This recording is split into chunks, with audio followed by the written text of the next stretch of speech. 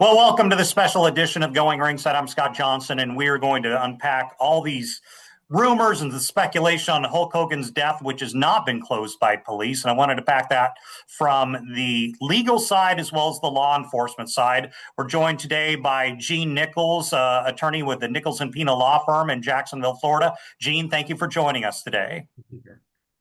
And we're also joined by retired homicide investigator Tom Hackney out of Florida. Tom, thanks for joining us on the show. And Tom, I want to start with you.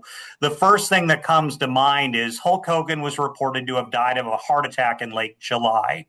And then, it's a month out, and we're still seeing that this police investigation is not wrapped up. We still have not got all the details.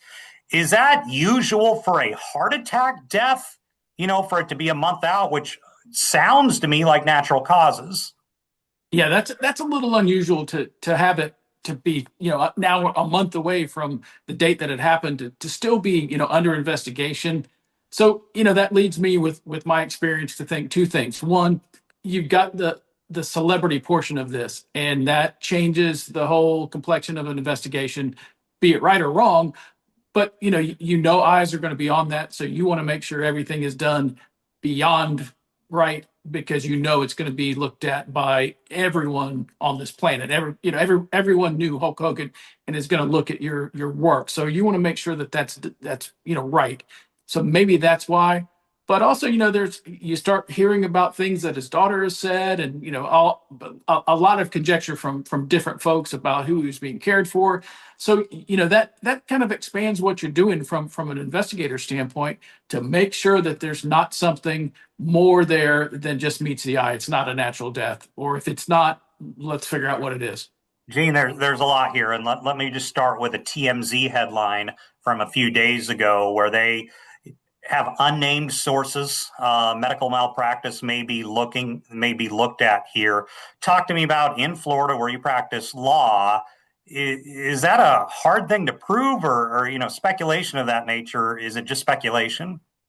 Sure. So if we're talking about a civil claim of medical malpractice, that it is a difficult case to prove. Most medical malpractice cases are very difficult. That's why you really see certain lawyers specializing in doing it.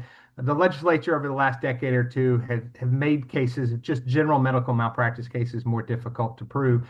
When it comes to a medical malpractice case, there are two issues that always have to be focused on. Number one, there's a statute of limitations. There's only has to be brought within 2 years of the alleged malpractice. Number two, who the plaintiff is. In this case, since Hulk Hogan was married, his wife would be the plaintiff, but his children could not be plaintiffs because they are in essence aged out from any sort of civil claim. Let me stop right there, because that's important and that's a sticking point. The daughter has even said publicly she would maybe do an autopsy. We've seen finger pointing, and I don't want to go too much into that, but you have a dynamic here of maybe two separate sides of the family. Sky Daly, Hulk Hogan's third wife, who's been married to him for a couple of years now, his children, who there's reports of an estranged relationship. Can you have competing sides of this family, looking for things? So not in a civil malpractice case. In a civil malpractice case, the only person who can bring something because his children are over a certain age is his wife. Now, if the daughter is starting to talk about whether or not somebody did something criminal, if a doctor's acts were to a certain extent criminal, then I'm sure that any family member can try to push a claim through the state attorney's office, through the sheriff's office, that there may have been a criminal act, but there won't be any recovery in a civil medical malpractice case for any of these children other than his wife. Tom, talk to me about the law enforcement, seeing these claims in media. Would law enforcement, when they went in, probably had a fairly decent idea what was going on? I mean, there's been reports Hogan was being treated by some sort of therapist and had undergone recent medical things. Talk to me about, would homicide investigators have been able to gauge all this when they first went in? Yeah, it would be soon after they got that. So, obviously when the death investigation occurs, you're going to work hand in hand with the medical examiner's office, and a decision is made from the medical examiner in conjunction with the homicide detectives to say whether or not this is a case that will be handled by the medical examiner's office with an autopsy and a full investigation, or if the death would be signed off by an attending physician of some sort. If there's any gray area, any unclarity with that, they typically will fall to let's just have it be a medical examiner's case and we'll work through what it is. And then, Scott, when you couple that with now the family saying this and the family saying that, those things weigh on the decision to have it be a medical examiner's case or not. So all that gets kind of bundled up by the homicide detective, even as early as at the scene. So you start trying to work that case and see what's going on, and you're able to then make those decisions based on all those things. If there was another autopsy done, a private autopsy paid for by a family member, be it his daughter or someone else, would police look at that? They wouldn't give a whole lot of credence to that, honestly. Really? That's for the family, and to go to that civil lawsuit side, that would be something that would be, I would assume, more weight put on that in a civil lawsuit. But it's got to be a autopsy conducted by somebody in the medical examiner's office in one of the jurisdictions in Florida, and Clearwater would cover that with the judicial circuit that medical examiner is in. So that's the autopsy that would count. That's the one that means anything towards the criminal investigation. So, listen, these things happen quite often with this type of case with families, and you see just that. You see some fractions within the different parts of a family who say, no, this couldn't happen. Law enforcement sees it in suicides quite often, that my loved one would never fill in the blank, and so it creates difficulties for a case. But as an investigator, you have to wade yourself through all those different things to really get to the truth of it. Gene, I want to talk to you about the celebrity aspect here. Two cases come to mind. One is Matthew Perry, the former Friends star. The other one is Michael Jackson.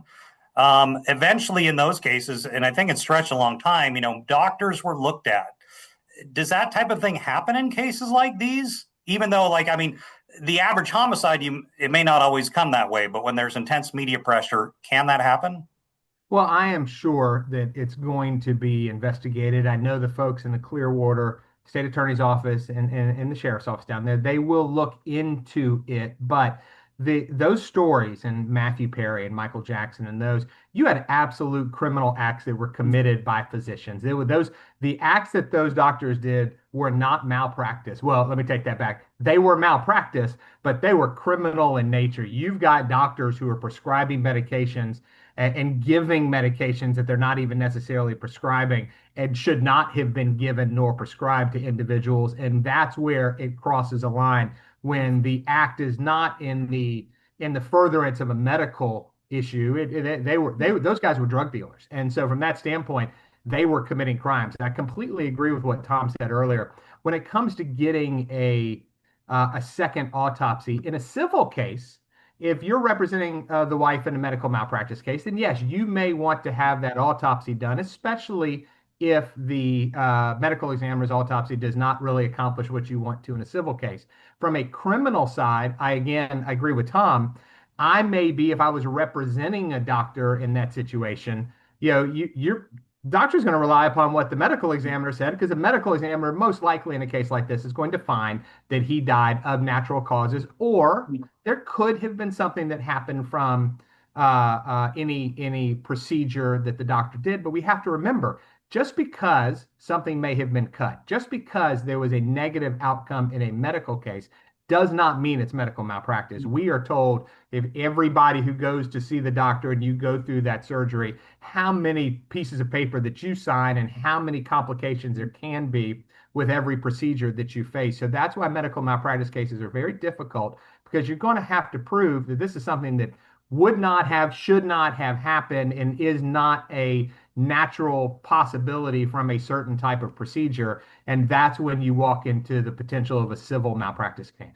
And Tom, when detectives went in with Clearwater PD, and maybe they assume this is, this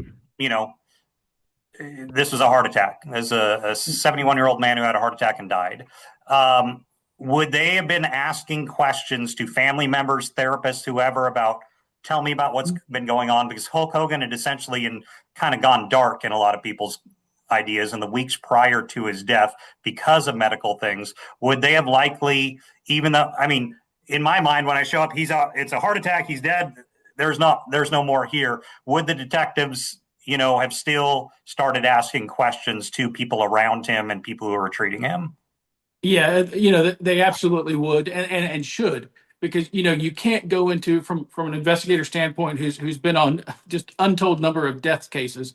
You can't go in there with an assumption. You can't assume that, oh, it's a 71-year-old guy, it's a heart attack, it looks like a heart attack, that's what it is, and let's go. You have to be careful, because things aren't always what they seem, and not saying that this is the case here, but generally speaking, as an investigator, to do a thorough job and do it the right way, you can't make assumptions. You have to let the scene and the facts dictate where you go. So what the family says, yeah, you're gonna listen to that, because that means something. Now, does it mean anything to the outcome? I don't know, and especially I don't know at that scene. But all of that information has to go into that mixer, if you will, and be part of the investigation, and get laid out, working with the state attorney's office, working with the medical examiner's office. Does this fact match that fact on the body? It's all got to come together. And then you start talking about malpractice, and that it's even a harder burden when it comes to a criminal case of some kind of malpractice or culpable negligence for a medical professional. I mean, it's got to be very gross negligence, and those two cases you talked about fit into that. So, do I think that's where they're going with this? No, I just think they're making sure that everything's done in the best way possible, and that's why they're not releasing body camera video, or they're just making sure it's done right. And that's not out of the ordinary for police with a high profile death. No, it really isn't. And it's, again, we don't talk about it often, but that does change the complexion of investigation sometimes, at least Gene, from. or Tom, I want to ask one. Gene, I do have a question, but Tom, I want to ask one more real quickly. Could the Hogan scene have just been messy? And by messy, I don't mean like criminal. I just mean he's an elderly man who's been living quietly under care of a physician. That the house could be haphazard. He could be not in good shape. Many of these times the scenes are not beautifully immaculate when detectives walk into it. Is that kind of play a role? Maybe it would be shocking to people to see him living in a bad environment. Yeah, I think so. Just here recently, you look at Gene Hackman's case and some of the video that came out from that case, and you saw how he and his wife lived, and that's an Oscar-winning actor, and the same kind of thing. People are shocked by that, and may have been shocked by seeing how Hulk lived, and again, he wasn't in the best of health and had some medical procedures, and I think any of us would probably not welcome the general public walking through our homes and looking at any given time how we lived, especially in bad health. So it's an unfortunate thing, but it's part of it. And Gene, on the issue of the people around Hogan, there's finger pointing. If this continues to deteriorate in the media, could people around Hogan, be it family members, friends, physicians, get lawyers? And does that make them, appear guilty? Well, I mean, that's a lot to unpack, Scott. So could people get lawyers? Sure. People get lawyers all of the time. Does it mean that you've done anything wrong or that you're guilty of something? No. Is it important to have a lawyer when you are being accused of things? And if the finger pointing is, accusatory in nature, and this person did something wrong, and is somebody like me going to jump in and stand up for that person so they have a spokesperson? And you're careful about what is being said and not being said. Not that you're holding anything back, but you do have to be careful when we're dealing with such a high publicized issue. And the internet, we're here talking about it in your podcast. Everybody in the country will be talking about it. So having a lawyer as a spokesperson to make sure what's coming out of somebody's mouth is very important in those situations. But other than that, I don't think it casts any negative light on anybody, especially in this situation. What we've heard here, this is going to be high profile. And while Tom says that the sheriff's office and the state attorney's office, because it's high profile, there may be, I'm not going to say there's more, because I think we all expect law enforcement and the state attorney's office to do the same thing in every case. But we know that more eyes will look at this. We know that more folks higher up are going, and especially in the sheriff's office, are going to be looking at this just to make sure every T is crossed, every I is dotted, and it's done well, because we know everybody's going to be looking at it. They know every podcast is going to be talking about it. So while I expect the actions to be similar in an investigation, you'll just have more eyes looking at it to make sure everybody's ducks are in a row. Well, G. Nichols, law offices of Nichols and Pina out of Florida, Tom Hackney, retired homicide investigator. Gentlemen, thank you for joining us on the show today. Happy to be here. Thank you, Scott. Thanks, Scott.